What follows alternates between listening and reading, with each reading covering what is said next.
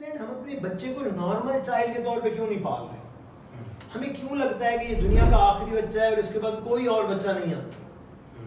ہم اسے نارمل دیکھیں گے، ہمیں اس کی خوبیاں اور خامیاں دونوں نظر آئیں گی۔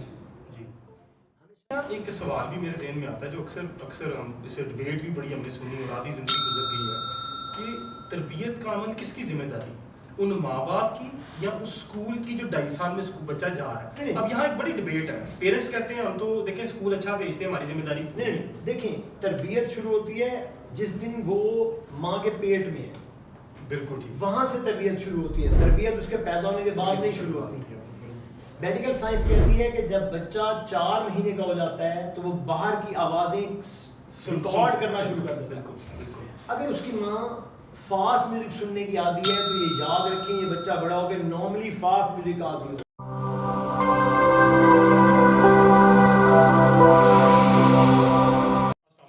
آپ دیکھ رہے ہیں ریولیوشنری ٹاکس، میں ہوں رانا مرحت حسین۔ سر لاسٹ ٹائم ہماری گفتگو کا جہاں اختتام ہوا تھا تو ہمیں لگتا ہے شاید ہمیں وہیں سے گفتگو کا آغاز کرنا چاہیے آج کا، کہ 2 لوگ جو بہت محبت کرنے والے ہیں، جو بہت محنت کرنے والے ہیں اور بہت خیال کرنے والے ہیں، جب اللہ کی ذات انہیں ایک اولاد سے نوازتی ہے تو اس کے ساتھ کرتے کیا ہیں؟ تھوڑا سا مختلف سوال ہے یہ، میں شاید اس کو زیادہ بہتر انداز میں اس لیے محسوس کرتا ہوں کہ اسی سال میں مجھے اللہ نے اولاد سے نوازا ہے۔ میں اس کے ساتھ کیا کرتا ہوں، پھر میں سوچتا ہوں کہ لوگ اس کے ساتھ کیا کرتے ہیں۔ شاید ہمیں یہ سمجھنے میں آسانی ہو جائے کہ جب ہمیں اللہ والدین کے روپ میں بدلتا ہے تو ہمیں کیا کچھ سوچنا ہوگا۔ میرا بیٹا پیدا ہوا تو بہت ساری چیزیں جنہیں سائیکالوجی کی فیلڈ میں لمیٹنگ بلیفز کہتے ہیں، اب بہت سارے لوگوں کو کہنا ہے کہ سر نیچے نہیں کریں، ٹانگیں اوپر نہیں کریں، پیر اوپر نہیں کریں، پیروں پہ ہاتھ نہیں ماریں، ہاتھوں کو دبائیں نہیں، کپڑے پیٹ سے اوپر نہیں کریں، نیچے نہیں کریں، یہ نہیں کریں، وہ نہیں کریں۔ ان میں سے شاید میں کوئی بھی چیز کا یقین نہیں رکھتا۔ میری جو شریک حیات ہیں انہیں بہت ساری چیزوں میں پرابلم ہے کہ اگر وہ یہ کھا لیں گے تو ایشو ہو جائے گا، اور مجھے لگتا ہے انہیں کوئی ایشو نہیں۔ یہ وہ پچھلے کئی سال کی محنت ہے جو لوگوں نے ان پہ کی ہے اور انہیں یقین دلایا کہ اگر وہ کچھ چیز کھا لیں گے تو انہیں ایشو ہو جائے گا۔ اچھا انہیں ایسے کا ایسے ہی خیال ہے کہ اگر ان کے اولاد کوئی چیز کھا لیں گے تو اسے بھی ایشو ہو جائے گا۔ یہ کہانی اب 9 مہینے گزار چکی ہے جی۔ جب میں لوگوں کو دیکھتا ہوں اپنے بچوں کے ساتھ سلوک کرتے ہوئے اور اپنا دیکھتا ہوں، مجھے لگتا ہے میں شاید اپنے بیٹے کو شاید اتنا پیارا بیٹا نہیں سمجھا۔ میرے لیے میرے بیٹے کا رونا پرابلم نہیں ہے، میرے لیے میرے بیٹے کا ضد کرنا بھی پرابلم نہیں ہے۔ وہ کچھ کھا رہا ہے ٹھیک ہے، نہیں کھا رہا ہے تو بھی ٹھیک ہے۔ نہیں کھا رہا تو میں اپنی بیگم کہتا ہوں یار نہ کھلا کوئی بات۔ وہ رونا شروع ہو جاتا ہے تو میں اسے اٹھا لیتا ہوں، کبھی کبھی وہ رو رہا ہوتا ہے تو میں اسے نہیں اٹھاتا۔ میری بیگم مجھے کہتی ہے یہ کیا بات ہے، اب وہ رو رہا ہے اسے کیوں نہیں اٹھا، میری مرضی میں نہیں اٹھا رہا۔ شاید میں اس فیز میں اسے دیکھنا چاہتا ہوں جہاں اسے پتہ ہو کہ اسے ریجیکشن بھی ہو سکتی ہے اور اس کی سلیکشن بھی ہو سکتی ہے۔ ہم جب نارملی لائف میں دیکھتے ہیں جب 2 چاہنے والے لوگوں کے پاس اولاد آتی ہے تو وہ اس اولاد کو پیمپر کرنا، اچھا یہ پیمپر وہ نہیں ہے جو باندھنے والا پیمپر، اچھا اسے سادہ لفظوں میں اگر میں کہوں تو ہم اس کی اتنی کیئر کرنا شروع کر دیتے ہیں کہ ہمیں لگتا ہی نہیں ہے کہ وہ انسان کا بچہ ہے۔ بالکل، وہ ہل نہیں سکتا، وہ ادھر نہیں جا سکتا، وہ کچھ کھا کے نہیں کچھ کر سکتا، وہ سر سے اوپر نہیں جا سکتا، اس کی ٹانگیں اوپر نہیں جا سکتی، وہ چل نہیں سکتا، وہ یہ نہیں کر سکتا، پتہ نہیں کیا کچھ ہے۔ ضرورت سے زیادہ اس کو جو ہے اچھا جو جتنا پیار کرتا ہے اس کے ارد چیزوں کا ڈھیر لگا ہوا ہوگا۔ اچھا میری کوشش یہ ہوتی ہے کہ اس کا جو بیڈ ہے وہ خالی رہے، اسے کھیلنا ہے وہ اپنے آپ کے ساتھ کھیلے، چھوٹی چھوٹی لائٹس ہیں یا ٹوائز ہیں جو اب اس کو سمجھ آنے لگے۔ ہاں اسے اپنے والد کا پتہ لگتا ہے، اسے اپنی والدہ کا پتہ لگتا ہے۔ اگر میں کمرے میں موو کرنا شروع کروں اور اس کا رخ دوسری سائڈ پہ اور میں چلنا شروع کروں دوسری سائڈ کے لیے تو وہ 360 ڈگری پہ موو ہونا شروع ہو جاتا ہے مجھے دیکھنے کے لیے کہ میں کہاں جا رہا ہوں۔ میں واپس آؤں گا تو وہ واپس گھومتا ہوا واپس آ جائے گا۔ جیسے مراد ہے اس کی افیلیشن میرے ساتھ ہے۔ بالکل، وہ کمرے میں لیٹا ہوا ہے اور میری بیگم اسے سلا رہی ہیں اور اس کا رخ اپنی والدہ کی طرف ہے، تو میں کمرے میں داخل ہوں تو میری مسز نے مجھے ایسے کیا ہے تو یہ اشارہ میرے لیے نہیں ہے تو میرے بیٹے کو نہیں پتا۔ اگر میری بیگم مجھے یوں کرے تو میرا بیٹا ایڈوانس منہ پھیر کے پیچھے دیکھ لیتا ہے کہ اس کا والد آ گیا. اچھا. اسے پتا ہے کہ یہ اشارہ اس کے والد کے لیے. میں سوئے ہوئے اگر گھر واپس جاتا ہوں اور وہ سویا ہوا ہے اور میں نے کمرے میں جا کے السلام علیکم کہا ہے تو وہ دونوں آنکھیں کھول کے دیکھنے لگ جائے گا سویا ہوا. جب میں لاہور سے ملتان جاؤں, اگر میں ملتان رہ رہا ہوں 3 دن ویکینڈ پہ, وہ سویا ہوا ہے, میں کمرے میں السلام علیکم کہوں وہ نہیں اٹھتا. اب اگر میں آج جاؤں گا اور السلام علیکم کہوں گا تو اٹھ جائے, سویا ہوا اٹھ جائے گا, اسے پتہ ہے کہ آواز آنی ہے تو اس سے مراد ہے اس کا والد آ گیا. یہ وہ کنیکشن ہے جو بلڈ کرنا ہے. اس میں کچھ چیزیں اس کے لیے مختلف ہیں, کچھ چیزیں اس کے لیے سخت ہیں. ہم اپنے بچوں کو ہر چیز سے بچانا چاہتے ہیں. اگر ہم اپنے بچوں کو ہر چیز سے بچانا چاہتے ہیں تو یہ یاد رکھیں ان کے لیے زندگی کی ہر چیز عذاب ہو جائے گا. بالکل.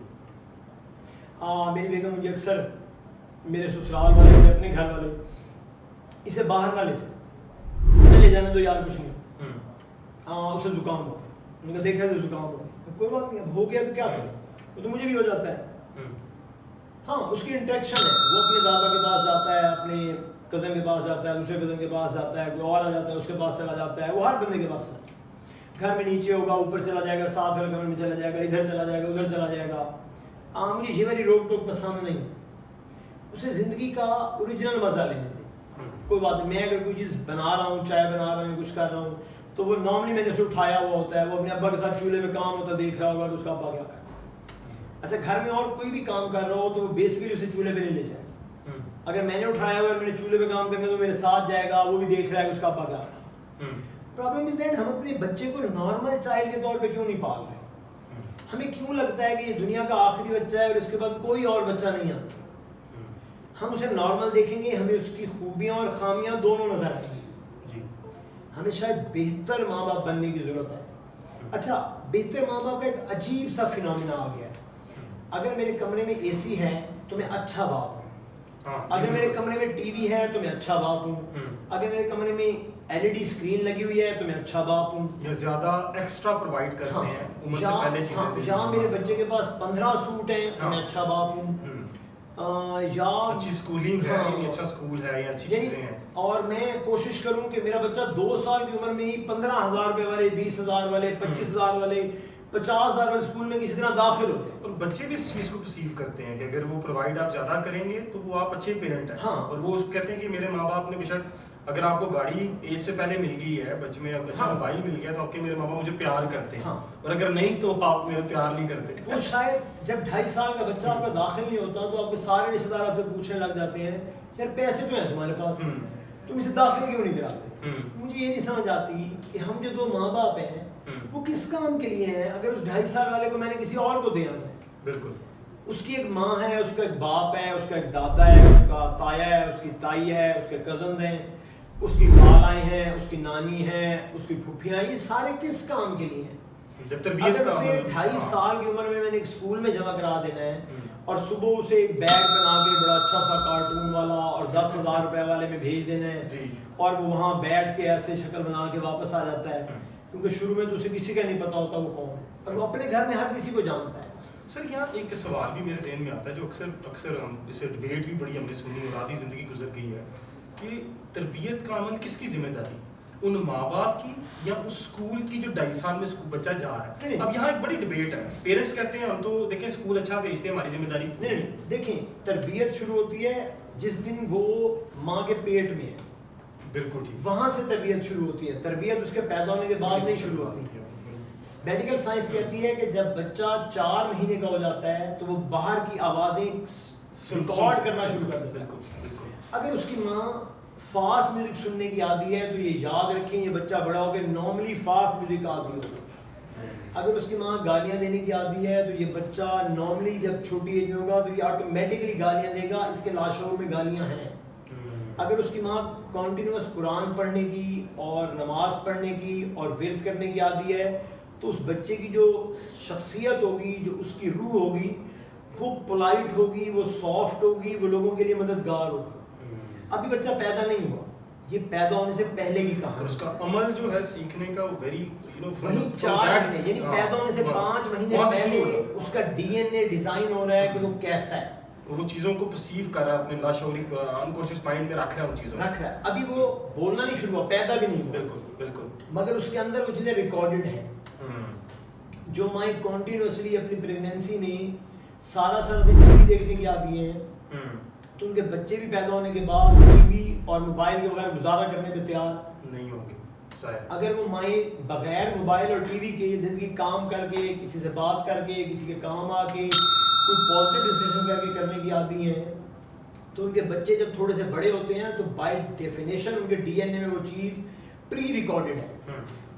جاگنے کے بعد, یہاں جاگنے سے مراد ہے جب وہ پیدا ہوا ہے, اس سے پہلے وہ جاگ رہا ہے مگر ہمارے حساب سے نہیں جاگ رہا. جی بالکل. ہمارے لیے کب جاگتا ہے؟ جب وہ پیدا ہوتا ہے. اللہ کے لیے وہ تب جاگتا ہے سائنس کے مطابق جب وہ 4 مہینے کا ہو گیا, وہ ریکارڈنگ شروع ہو گئی ہے, ڈیوائسز آن ہو گئی ہیں اور وہ چیزیں ریکارڈ کر کے رکھ رہے ہیں. ہم حقیقت کو نہیں سمجھ رہے. ہاں میں بھی یہ چاہوں گا کہ جو لوگ یہاں تک یہ گفتگو سنیں وہ اپنے بچے کو دیکھیں.